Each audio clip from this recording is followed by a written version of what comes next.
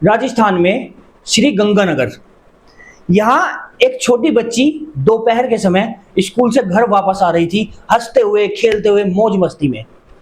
उसके बाद में वो घर आती है, घर आके खाना खाती है, उसकी माँ उसको खाना खिलाती है और खाना खाने के बाद में बच्ची को एक छोटी सी आदत थी, उसको खाना खाने के बाद में 1 रुपया या 2 रुपये चाहिए होते थे ताकि वो दुकान पे जाके एक टॉफी खा सके। उसको टॉफी खाने की आदत थी। तो खाना खाने के बाद वो माँ के साथ जिद करती है, मम्मी मुझे पैसे दे दो, 1 रुपया दे दो, 1 रुपया दे दो। मम्मी उसको पैसे दे देती है और वो दुकान पे चली जाती है। दुकान पे जाने से और वापस आने का जो समय लगता था रोजाना, वो लगभग 10 से 12 मिनट लगता था। कभी 8 मिनट, कभी 10 मिनट, ज्यादा से ज्यादा 12 मिनट। लेकिन वो लड़की जाती है, वापस नहीं आती। पुलिस खोजबीन करती है और खोजबीन करने के बाद में एक रहस्य से पर्दा उठता है। एक जानवर निकल के सामने आता है, इंसान के रूप में एक जानवर। उसके बाद में जब उसकी पुलिस पूछताछ करती है और सारा इस केस को खोलती है, खोलने के बाद में जब उसको सजा होती है तो वो जानवर कहता है कि जज साहब, मैं तो नाबालिग हूं, मुझे भारतीय कानून के हिसाब से सजा नहीं दी जा सकती क्योंकि मेरी उम्र अभी बालिग नहीं हुई है। कागजों की जांच पड़ताल की जाती है, पड़ताल के बाद सामने आता है कि ये 19 साल का है। लेकिन इससे भी काम नहीं चलता, उससे आगे भी पुलिस और जो जस्टिस हैं वो आगे की जांच कराते हैं, जिससे मेडिकली रूप से पता चलता है कि ये 20 साल से ऊपर का है, या तो 20 साल का है या उससे ऊपर है, 20 से नीचे तो नहीं है। जबकि कागजों में भी उस जानवर की उम्र लगभग 19 साल थी। तो उसको सजा होती है उम्र कैद और उसकी मां को भी सजा होती है 5 साल की। 5 साल वो भी जेल में रहेगी। क्या है ये आज की कहानी? नमस्कार दोस्तों, मैं अमर चौहान हाजिर हूं एक और कहानी लेकर। ये कहानी आपको सिखाएगी कि अपने बच्चों को हमेशा अपने जो निगरानी है, निगरानी के अंदर रखिए। किसी पे भी भरोसा मत कीजिए। पास में रहने वाला कोई भी इंसान के रूप में जानवर हो सकता है। तो इसलिए आप सभी अपने छोटे बच्चों की स्पेशली उनको ये तो बता दिया जाएगा कि अनजान से कुछ नहीं लेना है, अनजान के साथ नहीं बोलना है, लेकिन अपनों से सतर्क रहना है। अभी छोटे बच्चे समझते नहीं है, तो प्लीज उनके साथ रहिए, उनकी निगरानी रखिए, उनकी देखभाल कीजिए ताकि ऐसा कोई जानवर उनको नोच ना ले जैसा आज की कहानी में हुआ। तो क्या है आज की कहानी? बात करते हैं सन 2015 श्री गंगानगर राजस्थान। यहां एक बच्ची स्कूल से आती है। स्कूल से आने के बाद में वो टॉफी खाने की उसको आदत थी। 1 रुपया अपनी माँ से लेती है और लेके दुकान पे चली जाती है। दुकान पे उन्हीं के ही दूर की रिश्तेदारी की वो दुकान थी। वो जो दुकान पे जाती है, उनकी जिनकी वो बच्ची थी, उनके दूर के रिश्तेदार उस दुकान पे रहते थे, उन्हीं की वो मालिक थे वहाँ के। तो दुकान पे जाके टॉफी खाती है। टॉफी खाते के बाद में वापस नहीं आती।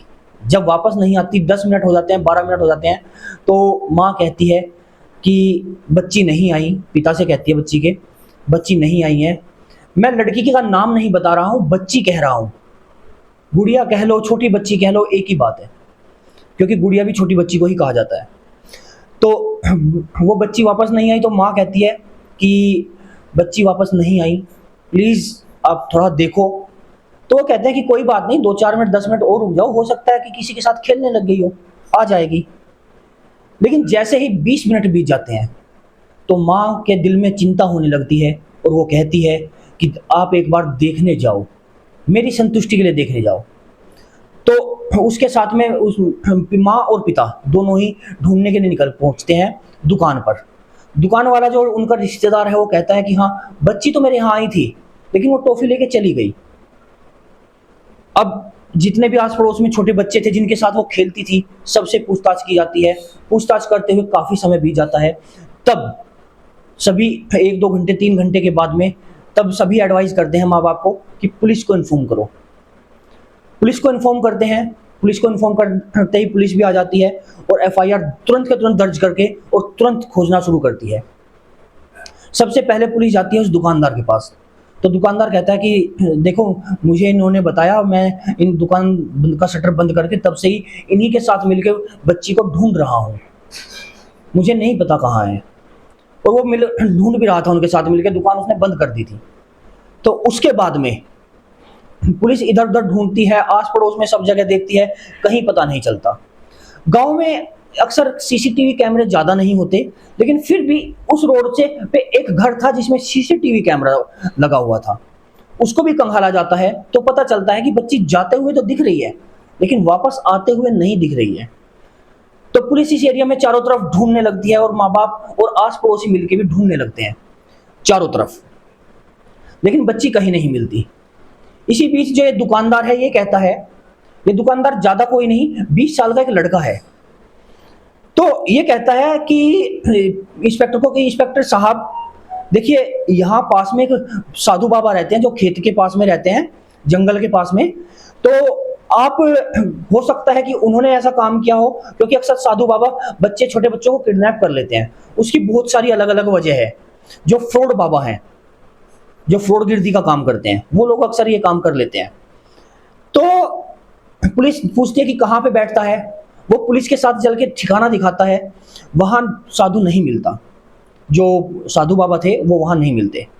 तो पुलिस को कहता है कि हो सकता है कि बच्ची को बेचने के लिए कहीं लेके गया हो, या हो सकता है कि उसके साथ कुछ गलत करने के लिए इधर उधर गया हो, या फिर हो सकता है कि उसको उठा ले गया हो। तो इसलिए उस साधु बाबा की खोज कीजिए। पुलिस साधु बाबा का एंगल ढूंढने लगती है, क्योंकि अब पुलिस के पास एक लीड मिल चुकी थी। पुलिस लीड के अनुसार काम करती है, जैसे जैसे लीड मिलती है वैसे वैसे अपनी कार्रवाई को आगे बढ़ाती है। तो पुलिस के पास एक लीड थी साधु बाबा की। साधु बाबा की जो लीड मिलती है तो पुलिस ढूंढना शुरू करती है साधु बाबा को। लेकिन पुलिस एक काम और करती है, वो आसपास में पता करती है कि क्या सच में यहाँ कोई साधु बाबा है जो इन गलियों में घूमते हुए दिखाई देता है। तो जब मोहल्ले के बच्चों से पूछते हैं तो बच्चे कहते हैं कि नहीं, यहाँ तो कोई साधु बाबा नहीं है। उसके बाद में मोहल्ले की औरतों से पूछती है पुलिस पूछताछ करते हैं कि यहाँ कोई ऐसा आदमी है जो साधु का भेष भर के और गलियों में घूमता हो, या कोई साधु हो, या आसपास में कोई साधु रहता हो। तो जो वहाँ की लेडीज हैं वो कहती हैं कि नहीं, यहाँ कोई ऐसा आदमी नहीं है। आपको ये इन्फॉर्मेशन किसने दी थी? ये तो सरासर झूठ है। यहाँ पुलिस की पहली बार दिमाग थोड़ा ठनकता है, आखिर दुकानदार ने गलत इन्फॉर्मेशन क्यों दी, वो क्या चाहता है। तो पुलिस वापस आती है तो वो कहता है कि नहीं, आप मेरी बात मानिए, मैंने देखा है साधु को यहाँ घूमते हुए। लेकिन फिर भी ज्यादा पुलिस फिर भी आसपास में ढूंढने लगती है। पुलिस दोबारा उस कैमरा चेक करती है, कैमरे में दोबारा भी जाते हुए दिखती है, बच्ची वापस आते हुए नहीं दिखती। तो पुलिस अपनी जो साइकोलॉजी है उसको यूज करते हुए कहती है कि देखो, जाते हुए दिख रही है लेकिन आते हुए नहीं दिख रही है, तो इसका मतलब इसी एरिया में कहीं ना कहीं बच्ची है, ज्यादा दूर नहीं है। क्योंकि ये गांव देहात है, यहां से कोई बच्ची को उठाएगा तो पता चल जाएगा आसपास के लोगों को। तो बच्ची तो पक्का इसी एरिया में कहीं ना कहीं है, इसी एरिया को ढूंढना शुरू करो। बच्ची हर की तलाशी के लिए पुलिस हर घर की तलाशी लेना शुरू करती है। इस घर को भी देखती है, पूरे घर को टटोलती है, पास पड़ोस के उस एरिया के यहां से और दुकान तक जितने भी घर पड़ते हैं सभी घरों को ढूंढना शुरू करती है। एक एक घर की बारीकी से तलाशी लेती है, लेकिन कहीं कुछ नहीं मिलता। लेकिन तलाशी लेते हुए जैसे आगे घर देखती हुई जा रही थी पुलिस, तभी एक घर में पहुंचती है और उसकी तलाशी शुरू करती है। तो उनको दिखाई देता है कि पास में एक गड्ढा खुदा हुआ है, जो लगभग 4 फीट 5 फीट चौड़ लंबा है और 4-5 फीट 6 फीट के आसपास ही वो चौड़ा भी है। तो घर वालों से पूछती है पुलिस कि ये गड्ढा क्यों खुदा हुआ है, यहाँ क्या है। तो जो घर वाले हैं वो कहते हैं कि ऐसा है, हम एक पेड़ लगाना चाहते थे, लेकिन वो यहाँ पे लगाना सही नहीं रहा, किन्हीं वजह से उसको लगाने के लिए कैंसिल करना पड़ा, जिस वजह से हम उस पेड़ को नहीं लगा पाए। तो पुलिस को शक हो जाता है कि कुछ ना कुछ तो गड़बड़ है, पेड़ लगाना चाहते थे, नहीं लगा पाए, लेकिन गड्ढा अभी भी देख के ऐसे लग रहा है जैसे अभी अभी खोदा गया हो, कुछ घंटे पहले। क्योंकि जो बहुत पुराने गड्ढे खोदे होते हैं और जो नया गड्ढा है, दोनों में थोड़ा फर्क होता है, पहचानने वाले बहुत आराम से पहचान लेते हैं। तो पुलिस कहती है कि इस गड्ढे को खोद के देखो यहाँ क्या है। तो महिला रोकती है, नहीं यहाँ कुछ नहीं है, प्लीज मेरे घर में ये ऐसे उल्टे सीधे काम मत करो। और पुलिस अपनी बात पर आ जाती है और गड्ढा खोदती है। गड्ढा खोदने के बाद वहां कुछ नहीं मिलता, गड्ढा खाली था। जितने गहरे तक वो नॉर्मली खुदा हुआ था उससे भी गहरे तक फिर खोदती है और गहरे जाती है, लेकिन वहां कुछ नहीं था। उसके बाद में पुलिस पूरे घर की छानबीन करती है, पूरे घर में कहीं कुछ नहीं मिला। तो पुलिस के ऊपर जो महिला थी वो गुस्सा करने लगती है। अब जो पुलिस इंस्पेक्टर थे वो थोड़ा सा नरम पेश आते हैं, क्योंकि उनको लगता है कि शायद हमसे कोई गलती हो गई, हमको इस तरह व्यवहार नहीं करना चाहिए था घर वालों के साथ, और इस तरह गड्ढा नहीं खोदना चाहिए था। लेकिन इसी बीच एक कांस्टेबल अपने दिमाग का यूज करता है, और वो दिमाग के यूज करते हुए ऊपर घर है, 2 मंजिल घर था वो, पहली मंजिल पे नीचे, दूसरी मंजिल के उसके ऊपर, तो ऊपर वाली मंजिल पे पहुंच जाता है। वहां जाते ही उसको अजीब सी स्मेल आती है, कुछ तो स्मेल आ रही है जो नहीं इस एरिया में होनी चाहिए, कुछ बदबू आ रही है। उसके बाद में उसको दिखता है वहां पे एक छोटी सी ऐसी चीज जिसको देख के सबका माथा ठनक जाता है, और वो छोटी सी चीज होती है बच्ची का जूता। बच्ची का जूता उसे पड़ा हुआ दिखता है, तो वो एकदम जोर से चिल्ला के कहता है, सर ऊपर आइए, यहां कुछ मिला है। तो तुरंत सभी पुलिस कर्मचारी और जो इंस्पेक्टर था वो भी तुरंत ऊपर पहुंचते हैं और बच्ची का जूता देखते हैं, तो कहते हैं ये क्या है, तुम्हारे घर में बच्ची का जूता क्या कर रहा है? तो वो कहती है कि हमारे बच्चों का हो सकता है, जरूरी थोड़ी ना उसी बच्ची का है। तो पुलिस वाले पूछते हैं तुम्हारे घर में बच्चे कहाँ हैं? अपने घर में जो बच्चे हैं उन्हें दिखाइए हमें। उनके घर में कोई बच्चा था नहीं। तो जब पुलिस आगे पूछताछ कर खंगालती है, तो उनको एक कूलर में दिखता है जिसमें से बहुत गंदी स्मेल आ रही थी। कमरे के अंदर जाके देखते हैं तो कूलर में से बहुत गंदी स्मेल आ रही थी। जब कूलर खोलते हैं मुंह पे मास्क लगा के, तो बहुत ही बुरी दुर्गंध थी, क्योंकि ऐसा लग रहा था जैसे यहां खड़ा होना मुश्किल हो गया। क्योंकि अब तक बच्ची को खोए हुए, जब तक पुलिस जो तलाशी ले रही थी, लगभग 24 से 48 घंटे बीत चुके थे। 24 से 48 घंटे के बीच में वो कूलर में जो थी वो स्मेल थी। तो इसमें उसको खोलते हैं तो देखते हैं कि अंदर बोरा लिपटा हुआ है, और बोरे में कुछ लिपटा हुआ है। तो बाहर निकाल के देखते हैं तो बोरे में एक लाश थी। ये लाश किसी और की नहीं, उसी छोटी बच्ची की थी। उस छोटी बच्ची की, जिसको सभी लोग लगभग 48 घंटे से 24 घंटे से ढूंढ रहे थे। इतना देखते ही वो पुलिस की जो होती है वो लेडी से पूछताछ करती है, और उसके बाद में आसपास में सबको पूछताछ करती है। तो पता चलता है एक ऐसी घटना जिसका कोई यकीन नहीं कर सकता। ये घर उस आदमी का था जो इनका रिश्तेदार था, जो दुकानदार था। उसी दुकानदार का ये घर था। उसको तुरंत गिरफ्तार करती है पुलिस, और गिरफ्तार करने के बाद में उसकी मां को भी गिरफ्तार करती है, और उसके बाद में जो लड़का है उससे पूछताछ शुरू करती है, आखिर तुमने इसको क्या किया। पोस्टमार्टम रिपोर्ट आती है। पोस्टमार्टम में ये पुष्टि हो जाती है कि लड़की के साथ 6 साल की छोटी सी बच्ची के साथ में बलात्कार हुआ है, रेप जैसी घटना को अंजाम दिया गया है। इस जानवर ने, ये जो 20 साल का इंसान दिख रहा है लेकिन इंसान के रूप में एक जानवर है, इस 20 साल के जानवर ने एक छोटी सी मासूम सी 6 साल की बच्ची का बलात्कार किया है। इस घटना की पुष्टि हो जाती है और केस चलना शुरू हो जाता है।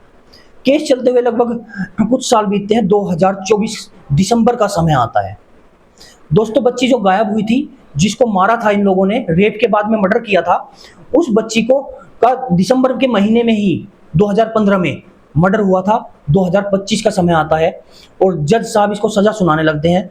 तो ये लड़का फिर से एक बार खड़ा होकर कहता है कि आप मुझे सजा नहीं सुना सकते, क्योंकि भारतीय संविधान के मुताबिक मैं अभी नाबालिग हूं और नाबालिग को कोई कठोर सजा नहीं सुनाई जा सकती। आप मुझे उम्र कैद सजा सुनाना चाहते हैं लेकिन वो नहीं सुना सकते, क्योंकि मैं नाबालिग था जब मैंने ये अपराध किया। तो पुलिस को जज साहब ऑर्डर देते हैं कि पता करो, इसका डॉक्यूमेंट्स वेरिफिकेशन करो। डॉक्यूमेंट्स वेरिफिकेशन होता है तो पता चलता है कि जिस समय ये अपराध हुआ, इसने ये अपराध किया इस दरिंदे ने, उस समय इसकी उम्र 19 साल थी, 18 पूरे हो चुके थे। तो ये कहता है कि कागज का क्या है, कागज तो ऊपर नीचे भी हो सकता है ना। असली जन्म तिथि तो मेरी मां को पता है, मेरी मां कह रही है कि मैं 18 साल का हूं। तो पुलिस जज साहब कहते हैं कि एक काम करो, इसका मेडिकल चेकअप कराओ और मेडिकल चेकअप से पता करो कि कितने दिन की इसकी उम्र है और जिस समय यह अपराध हुआ उस समय इसकी उम्र कितनी रही होगी। जब पता करते हैं तो पता चलता है कि इसकी उम्र जिस समय इसने अपराध किया लगभग 20 साल थी, 19 साल से भी ज्यादा, 20 साल या 22 साल, इस दोनों के बीच का गैप निकल के आता है। क्योंकि एक्यूरेट मेडिकल से नहीं पता चलता, उससे एक आइडियल सजा पता चलती है, मिनिमम इतना और ज्यादा से ज्यादा इतना। तो मिनिमम उम्र उसकी 20 साल थी। तो जज साहब उसको सजाए उम्र कैद सुनाते हैं, उसको उम्र कैद की सजा हो जाती है। साथ ही साथ पुलिस को गुमराह करना, पुलिस को बहकाना और कानून के काम में हस्तक्षेप करना, इसके एवज में जो मुजरिम था उसकी मां को भी सजा 5 साल की सजा सुनाई जाती है, वो भी 5 साल के लिए जेल में चली जाती है। दोस्तों, कहानी का उद्देश्य सिर्फ इतना है, आपके बच्चे कहाँ हैं, आपके छोटे बच्चे क्या कर रहे हैं, किससे मिल रहे हैं, यह जांच पड़ताल रखिए, क्योंकि आपके रिश्तेदारी में, आपके पड़ोस में, आपके आसपास में कौन भेड़िए के रूप में, इंसान के रूप में कौन भेड़िया रह रहा है, कोई पता नहीं चलता। तो बच्चों के मामले में स्पेशली बहुत सतर्क रहना चाहिए हर माँ बाप को, चाहे वो कोई भी हो। आपको आज की कहानी कैसी लगी जरूर बताइएगा। हमारा कहानी का सुनाने का उद्देश्य किसी को आहत करना नहीं था, सिर्फ आप लोगों तक ऐसी इंफॉर्मेशन पहुंचाना था जो कि आज के समय को देखते हुए बहुत ज्यादा जरूरी है। चलिए मिलते हैं किसी नेक्स्ट वीडियो में, तब तक के लिए नमस्कार।